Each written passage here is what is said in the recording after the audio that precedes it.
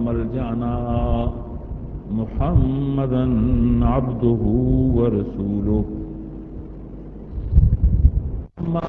أعوذ بالله من الشيطان الرجيم بسم الله الرحمن الرحيم لا تقتلوا أولادكم من إملاق بسم الله الرحمن الرحيم إن الذين قالوا ربنا الله ثم استقاموا تتنزل عليهم الملائكة صدق الله مولانا العظيم وبلغنا رسوله النبي الرؤوف الرحيم الصديق الأمين.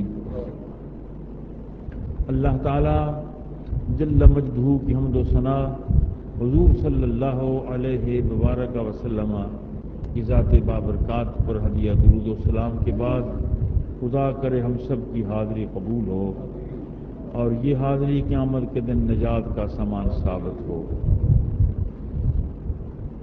باقاعدگی سے مسجد شریف میں آنے والے دوستوں کو یاد ہوگا کہ رمضان مقدس سے پہلے ایک جمعہ حقوق العباد کے عنوان سے بات شروع کی تھی میں نے، جس میں سب سے پہلے والدین کا ذکر تھا. وبالوالدین احسانا، کہ اولاد کو ماں باپ کے ساتھ کیا سلوک کرنا چاہیے، یہ تھا.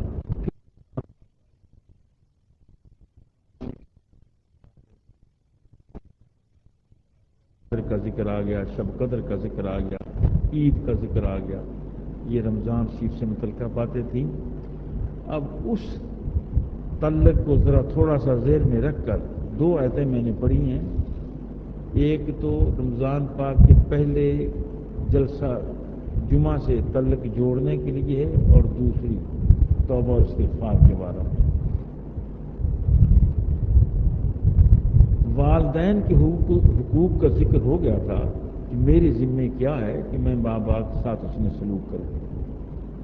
آج کے درس میں اسی عنوان سے یہ بات ذہن میں ہے کہ اولاد کے بھی کچھ فرائض ہیں ماں باپ پر. جیسے ماں باپ کے ساتھ مجھے حسن سلوک کا حکم دیا گیا ہے، ایسے میرے ماں باپ کو بھی حکم دیا گیا ہے کہ وہ میرے ساتھ حسن سلوک کریں. اولاد کے ساتھ اچھا رویہ، اچھا انداز، اچھا ماحول. پہلی بات، قرآن مقدس رحمت الکبریٰ ایک تہذیب ہوئی ہے، زمانہ گزر گیا اسے، جس تہذیب میں یہ تھا کہ والدین کو حق تھا کہ وہ بچے کو قتل کر دیں، بچی کا گلا گھونٹ دیں، مار دیں، اور اس پر کوئی، اس تہذیب میں ایسے ماں باپ پر کوئی گرفت نہیں تھی. اس تہذیب نے یہ درس دیا تھا کہ ماں باپ کے بڑے اختیارات ہیں اور بڑا قدر ہے ماں باپ کا، بڑی عزت ہے. حتیٰ کہ وہ اپنے بیٹے کو ذبح کر دے، ہلاک کر دے، دفنا دے، مار دے تو جائز ہے. اس تہذیب کا نام تھا رحمت الکبریٰ تہذیب. بڑی غلط روش تھی. پھر دور جاہلیت میں اسی تہذیب کا اثر رہا کہ حضور صلی اللہ علیہ وسلم کے زمانہ سے قبل دور جاہلیت میں لوگ بچیوں کو زندہ درگور کرتے، دبا دیتے، مار دیتے، قبر میں رکھ دیتے. کوئی ان پر گرفت نہیں تھی. وہ اپنا حق سمجھتے تھے کہ ہمیں کوئی اس پر گرفت نہیں ہے. یا جیسے آج بھی ہندوستان کے اندر اگرچہ کمی آ گئی، مگر آج بھی ہے، اگر کوئی ہندو نوجوان مر گیا، اس کی بیوہ اس ہندو تہذیب کے اندر، راجپوتانہ تہذیب کے اندر یہ تھا کہ اس لڑکی کو آگے شادی کرنے کی اجازت نہ ہوتی تھی اور وہ آگے کسی دوسرے کے گھر نہ جاتی. اسے مجبور کیا جاتا کہ اپنی جان کو اپنے شوہر پر قربان کر دے. ستی کرنا جسے کہتے تھے، اسے جلایا جاتا، اسے مارا جاتا، اور یہ تہذیب کا ایک اچھا خاصا پہلو تھا۔ آج کل کمی آ گئی ہے، مگر مذہبی لحاظ سے یہ بات آج بھی ان میں ہے۔ اسلام نے آ کر ان ساری بری عادات کو ختم کر دیا، ماں باپ کے اختیارات کو سلب کر لیا، اور انہیں اجازت نہیں دی کہ کسی بچی کو ذبح کر دیں کہ جی میرا داماد ہوگا، میری بے عزتی ہوگی، جیسے دور جاہلیت میں تھا۔ کوئی حق نہیں ہے، وہ قتل کا مجرم ہے، وہ باپ قاتل ہے اور اسے قتل کی سزا ہوگی۔ بیٹے کو ذبح کر دیا کہ میں باپ ہوں، بیٹا میرا ہے، جیسے چاہوں کروں۔ اسلام نے آ کر ان بری عادات کو اور غلط تہذیب کو ختم کر دیا۔ کسی نے اولاد کو اس لیے قتل کیا، صاحب اخراجات ہوں گے، مہنگائی بہت زیادہ ہے۔ رب قدوس جل مجدہ فرماتا ہے لا تقتلوا اولادکم، املاق، مال کم ہونے کے ڈر سے اولاد پر چھری نہ چلاؤ، چاقو نہ چلاؤ، ذبح نہ کرو۔ اللہ انہیں بھی رزق دیتا ہے، تمہیں بھی رزق دیتا ہے۔ پہلی بات حق اولاد کا، ایک ماں باپ اس کی حفاظت کریں، اسے قتل سے بچائیں، مارنے سے بچائیں، ذبح کرنے سے رکیں۔ پہلا حق تو اولاد کا ماں باپ پر یہ ہے کہ ماں باپ اس کی جان کی حفاظت کریں۔ اگر کوئی ماں باپ اپنی اولاد کی جان کی حفاظت نہیں کرتا تو وہ خدا کی طرف سے جو اسے حق سپرد کیے گئے اس حق کو برباد کر رہا ہے۔ ایک حق۔ دوسرا حق ماں باپ کے ذمہ اولاد کے لیے کیا ہے؟ وہ رضاعت ہے، دودھ پلانا ہے۔ ماں بیٹے کو دودھ پلائے، اس کی پرورش کا خیال کرے۔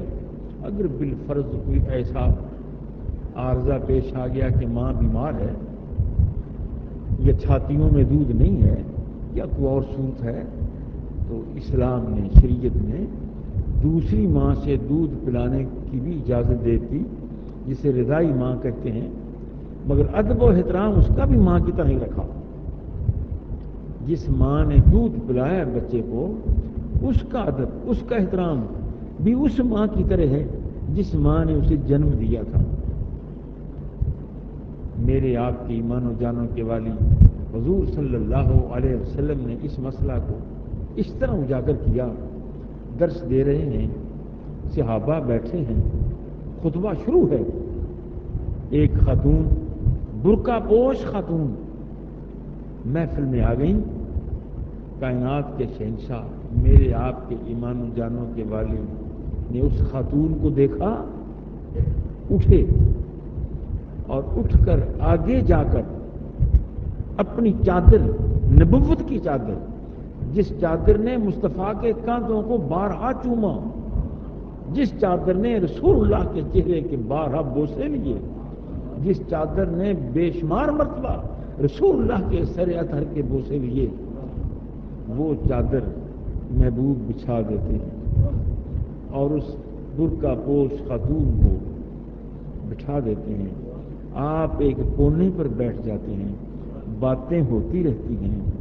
کچھ دیر تک صحابہ حیران ہیں کہ یہ کون مائی ہے جس کا اتنا احترام، کہ رسول اللہ نے اپنی تقریر کو ختم کیا، اپنے درس کو بند کیا اور اس کے لیے احترام کے لیے کھڑے ہو گئے ہیں، آگے جا کر بٹھایا ہے۔ انہیں فارغ کیا، چلی گئی تو عرض کرتے ہیں یا رسول اللہ، یہ بی بی خوش قسمت کون تھی جسے اتنا بڑا اعزاز ملا ہے کہ رسول اللہ نے چادر بچھا دی؟ حضور فرماتے ہیں یہ میری دودھ کی اماں تھی، یہ میری دودھ پلانے والی حلیمہ سعدیہ تھی۔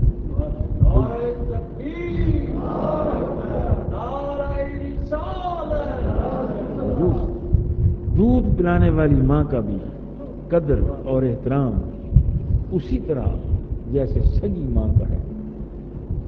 اور کچھ مائیں ان کو دودھ بھی ٹھیک ہے قصدن دودھ نہیں پلاتی جی، طبیعت خراب ہو جائے گی، بیمار ہو جائیں گے، یہ بچے کی حق تلفی ہے۔ اللہ تعالیٰ نے ان کے سینوں میں دودھ کو موزن رکھا ہے اور بچے کی پرورش کے لیے رکھا ہے، اس کا حق ہے، بچے کا حق ہے کہ ماں پلائے۔ اگر وہ بلا وجہ بغیر کسی سبب کے نہیں پلاتی تو عند اللہ وہ مجرم ہے۔ اور پھر جیسے سگی ماں کے رشتہ داروں کا اعزاز ہے، ایسے ہی رضائی ماں کے رشتہ داروں کا بھی اعزاز ہے۔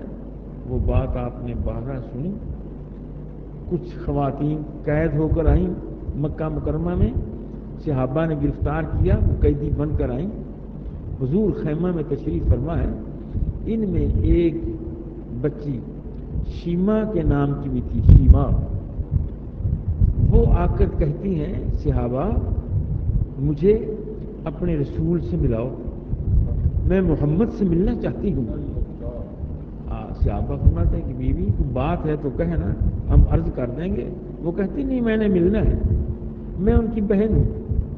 صحابہ حیران ہے کہ حضور کی تو کوئی بہن ہے نہیں ہے، یہ کیسے کہتی ہے کہ میں بہن ہوں؟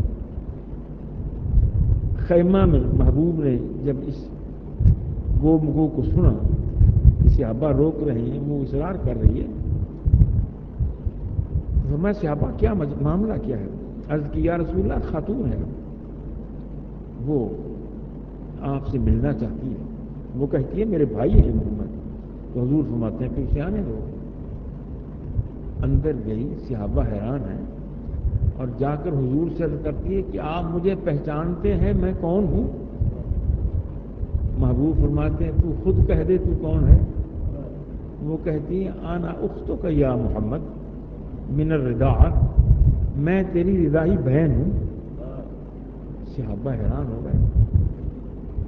پھر یہ بیوی، ان کا نام شیما تھا، حلیمہ